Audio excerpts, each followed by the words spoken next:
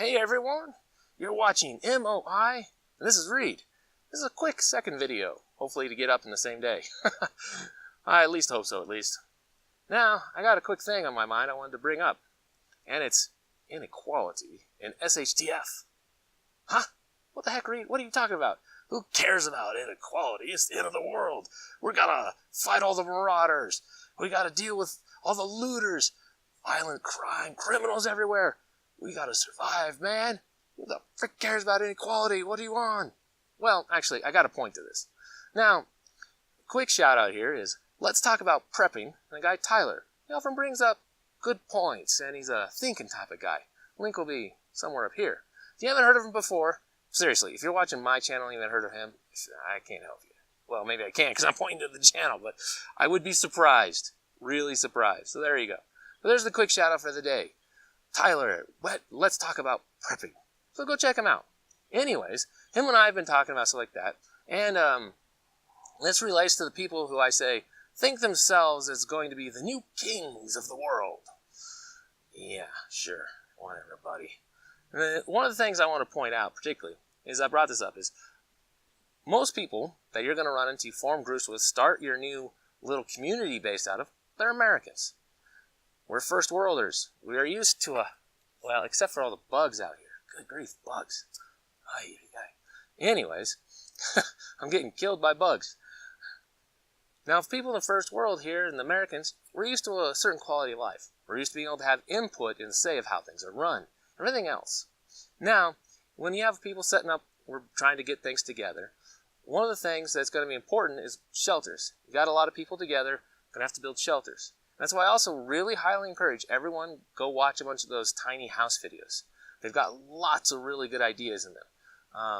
I'll put a link to a channel that does some really nice ones up here. Go check it out. It's like Living Big in a Tiny Home or something like that.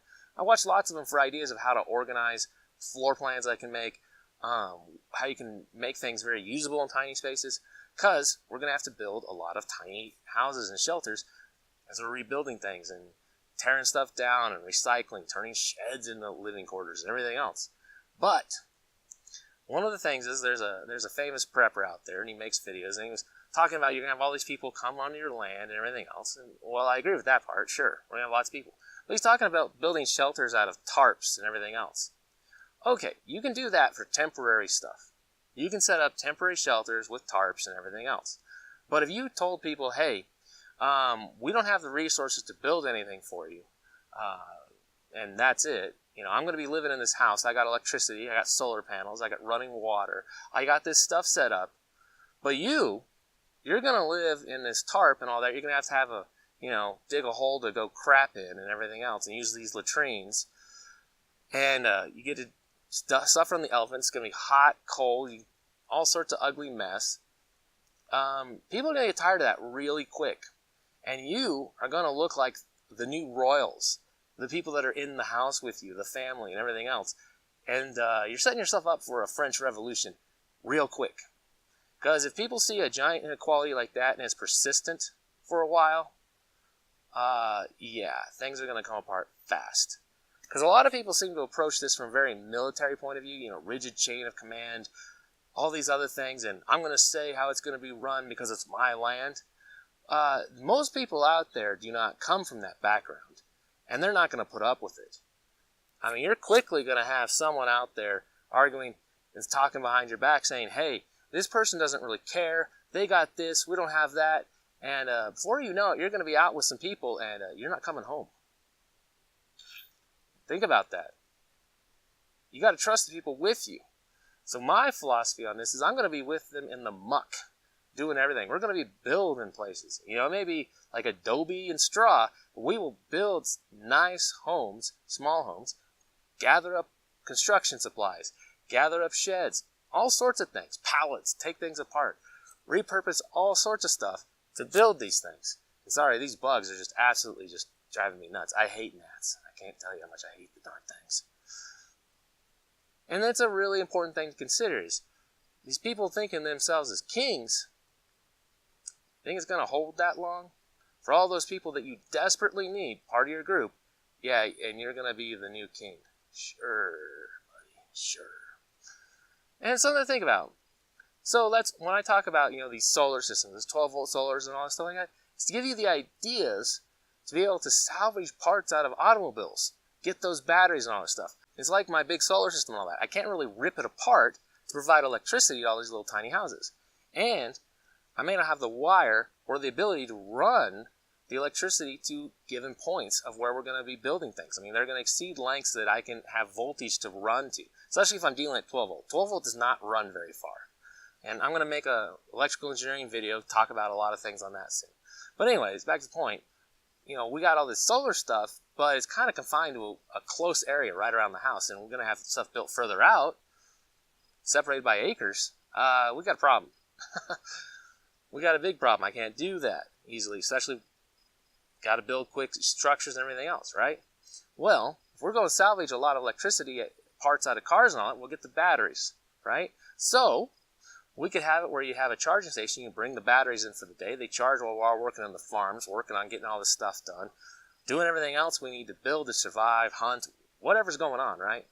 Get them charged in the day, take them back home. Hey, they got lights. They got 12-volt pumps. They can have running water and all sorts of other stuff like that. So you can bring a lot of modern conveniences to life. It's a really good plan.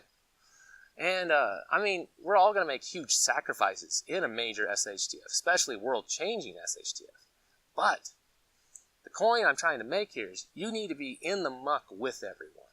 You need to really be in there doing stuff like it. You can't be just sitting from your high horse saying, you do this, you go do that. I will sit here and bask in my amazing riches and preps. You should have prepped harder. But I am king here. Yeah, you can imagine how quickly that's going to hold up. Plus all these ones out there that are talking like that claim to be very godly and Christian followers, I have major issues with. Well, that's a topic for another time, because I don't consider it very Christian or godly or following of Jesus, or whatever you want to call it. I think they have missed some major important teachings.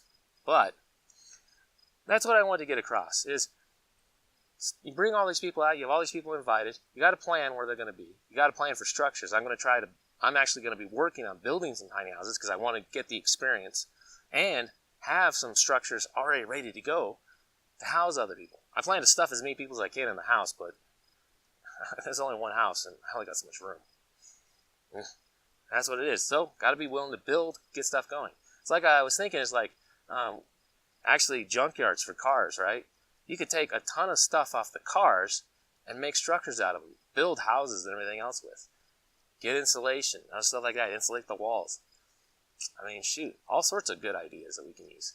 But you can't have this giant disparity of, something that looks like wealth and then absolute horrific third world poverty. You just won't survive that sort of society, especially with the standards of Americans are used to and what they remember. And if they're seeing no improvements getting there, just ain't going to hold up. So it's something for you guys to think about.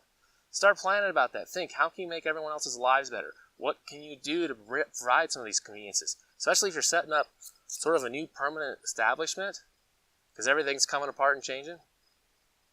You're going to need something really good to work with.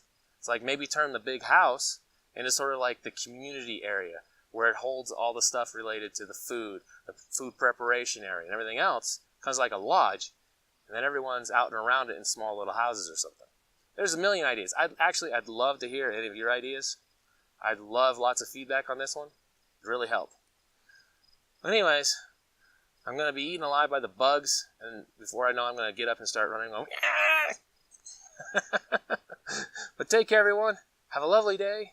And this is Reed, out for now.